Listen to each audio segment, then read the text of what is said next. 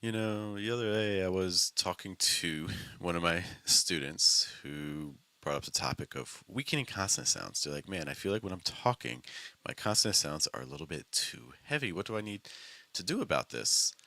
And so what we did was we went through some exercises that I think you may also find helpful if your goal is to have a more fluent sound in your speech, to connect parts of your words and your sentences together in a way that sounds a little bit more natural.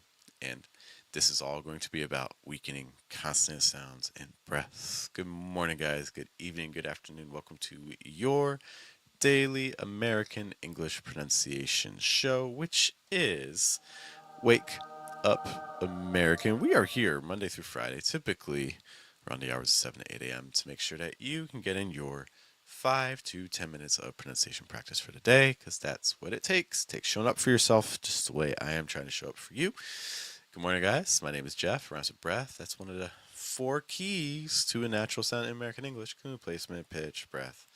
Trying to weaken your consonant sounds and strengthen your vowel sounds. Hello to Gansium checking in, and hello to you if you're checking in as well. So, I actually used our strategy at the very beginning of this. And before I even talk about this, what I need us to really, really, really understand is that Believe is here as well. Ciao, Geoff. Ciao, tutti. Ciao, Believe. Hope you're doing well. Thanks for hanging with us.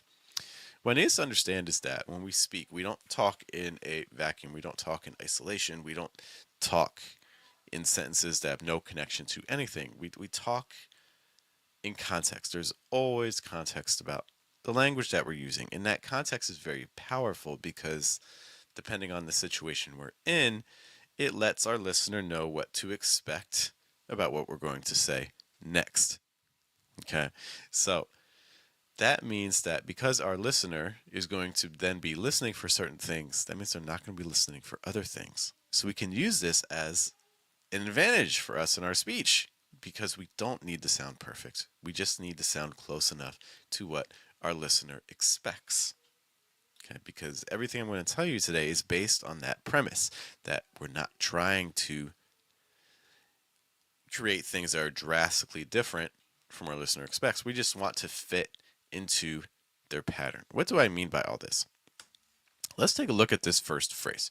This first phrase can be a little bit of a challenge because there's lots of TH sounds. There's the, there's the other, and then there's the day. Hello to Kima. Kima hanging out with us. Please ask me come stai.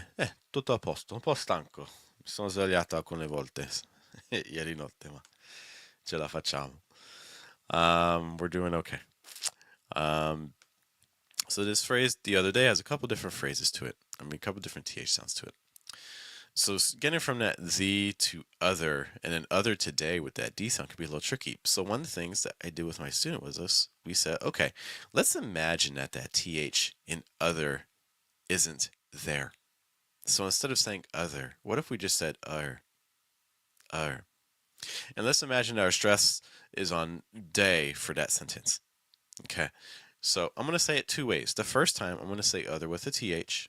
And the second time I'm going to say other without the TH. And let's just see how that changes things. Okay, so the first time, TH. The other day. Second time, no TH on other. The other day. Let's do it again. The other day. The other day. The other day. The other day. The other day. The other day. Okay. It's hard for this exercise because we're hyper focused. I'm telling you what to listen for, and I'm telling you exactly what I'm doing. It's like a magician showing you how the trick works, right? If I didn't tell you that and you just heard this in casual conversation, I need you to kind of ask yourself, how would you have heard both of those?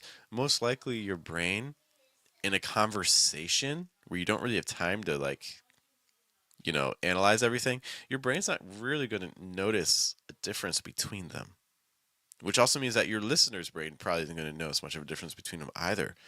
And so, this is a way that we can really think about reducing consonants.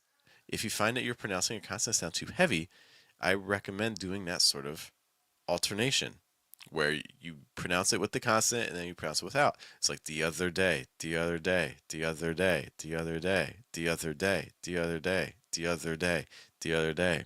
Okay, and most likely what you're going to end up with the vowel sounds without the consonants is going to be close enough to what your listener needs that you may not need that consonant sound. I am not saying to actually talk like this in real life. I'm saying to use this as an exercise to practice reducing consonants. Another sentence I was working on with students yesterday was this phrase here. It was done. And I was doing this in our group coaching. And so everyone got a chance to do this, and everyone noticed the same thing, was that maybe there's something here that's not necessary and we can still hear the right message. So let's imagine for this phrase, it was done. Let's imagine that D on done is not there. Okay. Let's alternate again. We're going to pronounce the D, then take the D away. Okay.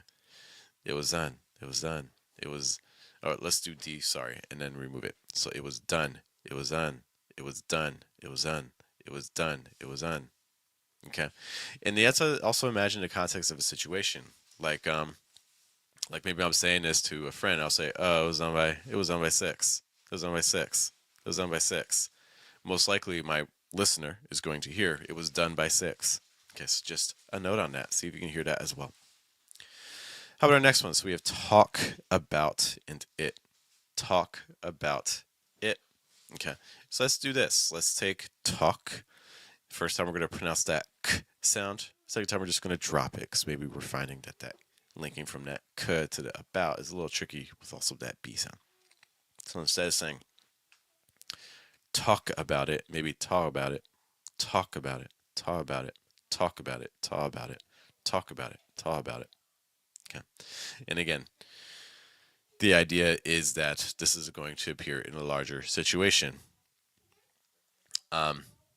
Like if I say, like, I never talk about it with anyone. I never talk about it with anyone. I never talk about it with anyone. Okay, all those dropping the K sound. Okay, but your listener probably isn't going to notice if they're just in the middle of a conversation. Our last one. So we have this phrase, never sleep. Never sleep. Maybe that ver sound is kind of throwing things off a little bit. So maybe if we just kind of practice removing that V a little bit and see what happens. So again, heavy consonant, then removing the V. Okay. Never sleep, never sleep, never sleep, never sleep, never sleep, never sleep, never sleep, never sleep. Okay. See if you can try that in your sentences. Maybe in a real situation, you might say like, oh, like I never sleep past 10. I never sleep past 10. I never sleep past 10 versus I never sleep past 10. Just an example. And this all works because we're reducing our consonant sounds, which gives our vowels more space. Your listener's listening for your vowel sounds, not really listening for your consonant sounds.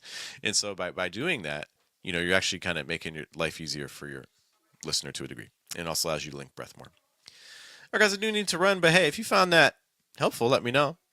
I also want to thank you for being here. I know there's a lot of pronunciation resources out there. What's up to Emmanuel? So the fact that you are here with me in the channel is greatly appreciated.